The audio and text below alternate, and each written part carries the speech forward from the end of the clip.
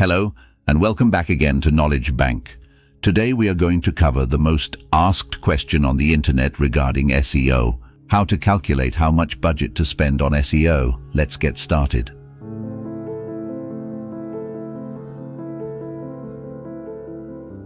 SEO budgeting is tricky. On one hand, plenty of websites do their SEO completely organically, with internal learning, free tools, and plenty of research. Other companies spend thousands every month. Among small businesses, that latter number is pretty small, but it does exist. How much should you be spending on SEO? It's not an easy question to answer, but I'll do my best regardless. The simplest answer is as much as you can. You know your total operating budget. You know how much it costs to run your business for a month, with a buffer for unexpected expenses. You know how much you're willing to spend on, say, paid advertising. You know how much you need left over for company profits. How much money is left once you subtract everything that you consider more critical than SEO? That's your SEO budget. Every business is different, every niche is different, and every scenario is different. You might be able to get away with under $50 a month for SEO, or you might struggle to compete if you're not spending $300 per month. It depends on your competition as much as anything else. That survey linked up above shows some interesting numbers. For small businesses, the only ones I'm really talking about, since that's most of you out there, over 70% of them spend under $100 per month on SEO. Another 17% spend just over $100 per month, so nearly 90% of small businesses spend under $200 per month. More shocking is that 54% of small businesses polled don't spend anything on SEO. Now, there are two reasons for this. Some companies disregard the value of SEO entirely and don't consider it worth their attention. Some companies prefer to learn SEO techniques and apply them to various areas of their business they don't consider SEO. For example, some businesses might learn the basics of keyword analysis, of metadata optimization, and apply it all to content marketing. They consider that part of content marketing, not part of SEO. Keyword research is rolled into topic generation, site structure, speed, user experience is rolled into site design, and none of it is labeled SEO in the budgetary spreadsheets. Some people also simply don't think of employees as costs. If you have an employee who handles your SEO, how much are you paying them? Is that part of your budget, or do you only consider your budget to include what you spend on tools and services? Of course, the simple answer is never the real answer. SEO has a lot of variation and a lot of traps for users who don't know any better. Why cheap SEO is a trap?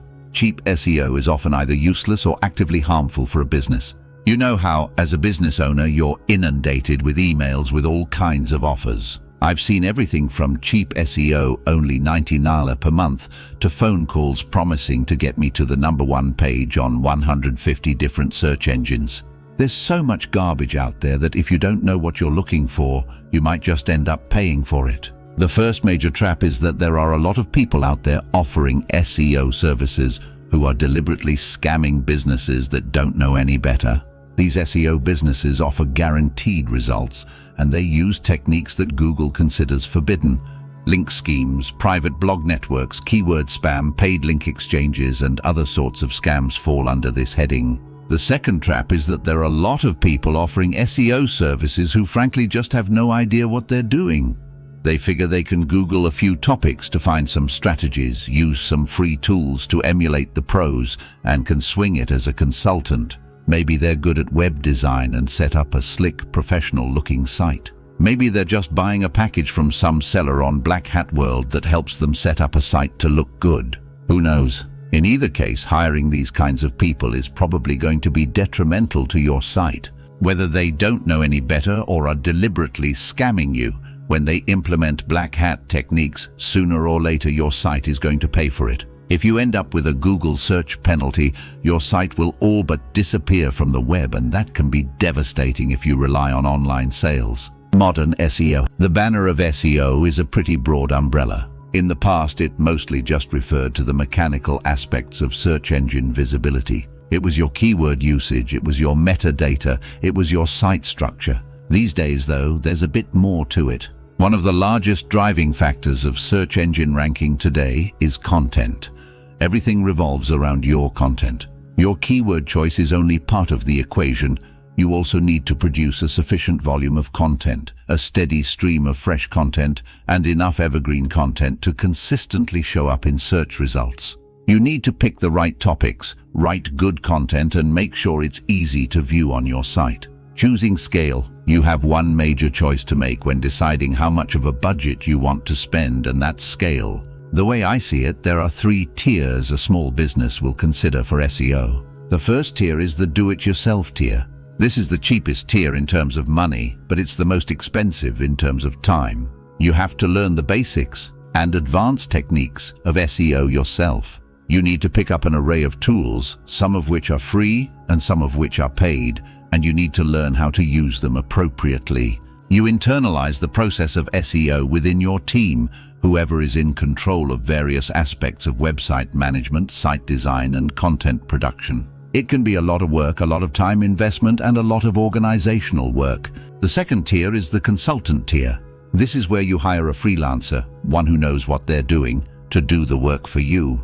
This is a lot simpler than the DIY method because the consultant comes with their own knowledge and training. You have to pay them generally enough to cover their time plus the cost of the tools they use for you.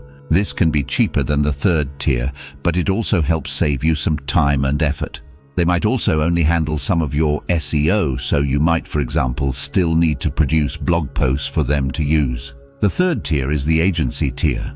This is similar to hiring a freelancer, except on a larger scale. You work with a business that handles SEO for dozens of clients, which means they likely have better and more expensive tools to bring to bear. It's usually the most expensive option, but it's also usually the most hands-off option. You need to balance your budget in terms of both money and time to determine which option is best for you. No option is going to be better than another by default. It all comes down to what they can do for you. Expected prices. Depending on scale, there are a lot of different possible price ranges you may expect to pay. From the top down, let's look at agencies and scale back. With agency-level service, pricing can vary a lot. Agencies have tiered service levels and can scale up to the thousands per month level for huge businesses. Some agencies charge hourly for their time. Some charge a flat fee per month. Some charge based on performance, though these aren't always available. Some even just charge per project. For project-based SEOs, I don't recommend it outside of one specific scenario. That scenario is, our site sucks and we're not ranking. We need help fixing things to a baseline. This is a single project where someone can swoop in and do a technical SEO audit, a backlink audit, and a penalty audit.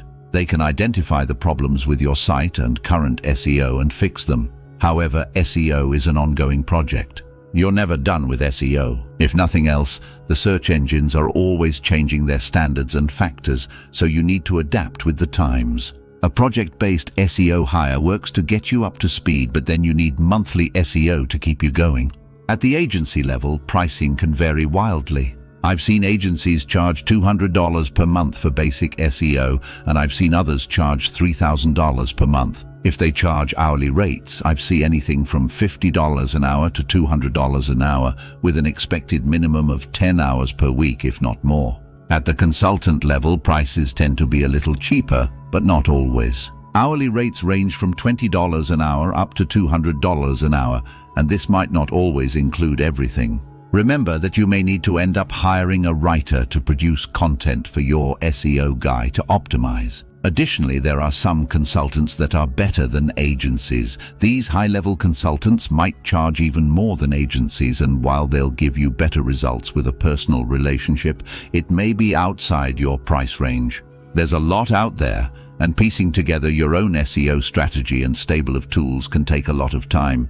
Remember to value your time as well. So the long answer is, a good budget for SEO can range anywhere from $1 per month with a lot of time invested to $1,000 per month for decent service for small businesses. You can certainly end up paying more, even far more, for older, larger sites, but the majority of people investing in basic SEO fall in the $100–300 per month range. What about you?